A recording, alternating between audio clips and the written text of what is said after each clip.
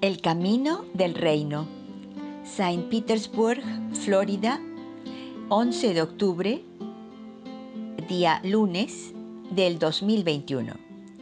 Las lecturas de hoy están tomadas de la carta a los Romanos, capítulo 1, versículos del 1 al 7. Salmo 98, entre paréntesis 97, versículos del 1 al 4.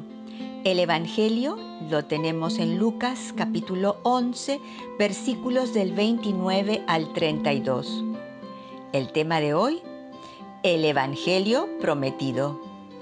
Queridos amigos, en las próximas 4 semanas estaremos leyendo casi todos los días, de lunes a sábado, la carta a los Romanos, en la primera lectura. Pero vamos a recordar primero de qué se trata esta carta. La carta a los Romanos fue escrita a los cristianos de Roma antes de la llegada de Pablo a esa ciudad. Más decisivamente, Romanos es teológicamente el libro más importante de todo el Nuevo Testamento, siendo el escrito más aproximado a una teología sistemática de los que aparecen en la palabra de Dios. El género literario de esta carta es la epístola, composición poética en forma de carta y cuyo fin principal es exponer ideas didácticas o moralizadoras. Autenticidad histórica. Esta carta fue redactada 56 años después de Cristo, cuando Pablo tuvo que partir debido a un complot que hubo contra él. Fue escrita después de Primera y Segunda Corintios, porque la colecta que se estaba llevando a cabo cuando estas cartas fueron escritas está ahora a punto de ser llevada a cabo a los santos pobres de Jerusalén. Las referencias a Cencrea, la ciudad portuaria de Corinto, y otros detalles hacen que los académicos acepten Corinto como la ciudad donde se originó la carta. Por cuanto Pablo estuvo allí 3 meses y al final de su tercer viaje misionero, antes de tener que partir, esta carta fue escrita. Está considerada como el libro más influyente de la Biblia. Muchos incrédulos y aún nuestros propios sacerdotes fueron movidos en su corazón al arrepentimiento a través de esta escritura inspirada por el Espíritu Santo. Y yo no me quedo atrás, porque en 1997 estudiamos en la parroquia Nuestra Señora de Belén esta carta a los romanos y fue todo un año y fue maravilloso. El propósito de la carta. Esta carta es la declaración de Pablo a los romanos más completa del Evangelio de Cristo en todo el Nuevo Testamento. El tema principal de la carta es que todo hombre es pecador, pero a través de la fe en Cristo, el hombre puede ser justificado a los ojos de Dios y recibir la salvación y la vida eterna. Leamos ahora la primera lectura. Romanos 1, versículos del 1 al 7.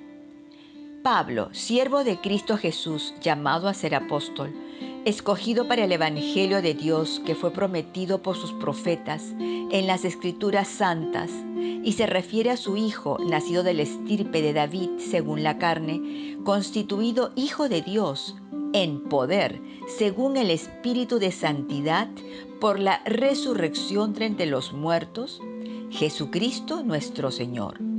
Por Él hemos recibido la gracia del apostolado para suscitar la obediencia de la fe entre todos los gentiles para gloria de su nombre. Entre ellos os encontráis también vosotros, llamados de Jesucristo, a todos los que están en Roma, amados de Dios, llamados santos, gracia y paz de Dios nuestro Padre y del Señor Jesucristo. Palabra de Dios, respondemos, te alabamos, Señor. Queridos, el Evangelio prometido es proclamado por Pablo con mucho poder y en él indica que somos llamados santos, dice Pablo. Pero, ¿qué significa ser santos? La palabra santo viene de la palabra griega agios, que significa consagrado a Dios, santo, sagrado, piadoso. Casi siempre es usado en plural, santos. Señor, he oído de muchos acerca de este hombre, cuántos males ha hecho a tus santos en Jerusalén. Hechos 9:13. Aconteció que Pedro, visitando a todos, vino también a los santos que habitaban en Lida. Hechos 9:32. Lo cual también hice en Jerusalén, yo encerré en cárceles a muchos de los santos. Hechos 26:10. Saludad a todos los santos en Cristo Jesús. Filipenses 4:21. En la Escritura hay 68 usos del plural de la palabra santo. La idea de santo es un grupo de gente apartada para el Señor y su reino. Hay 3 referencias que aluden al carácter piadoso de los santos. Que la recibáis en el Señor como es digno de los santos, Romanos 16:2, a fin de perfeccionar a los santos para la obra del ministerio, para edificación del cuerpo de Cristo, Efesios 4:12. Pero fornicación y toda inmundicia o avaricia, ni aun se nombre entre vosotros como conviene a los santos, Efesios 5:3. Por lo tanto, bíblicamente hablando, los santos son el cuerpo de Cristo, los cristianos, la iglesia, todos son considerados santos y al mismo tiempo llamados a ser santos. 1 Corintios 1:2 dice, a la iglesia de Dios que está en Corinto, a los santificados en Cristo Jesús, llamados a ser santos. La palabra santificados y la palabra santos provienen de la misma raíz griega, como la palabra que es traducida comúnmente como santos. Los cristianos son santos en virtud de su unión con Jesucristo, para que permitan que paulatinamente su vida se ajuste cada vez más a su posición en Cristo. Esta es la descripción bíblica y el llamado de los santos. Oremos con el Salmo 98.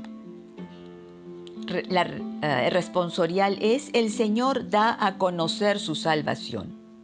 Cantad al Señor un cántico nuevo, porque ha hecho maravillas. Su diestra le ha dado la victoria, su santo brazo. El Señor da a conocer su salvación. El Señor da a conocer su salvación, revela a las naciones su justicia.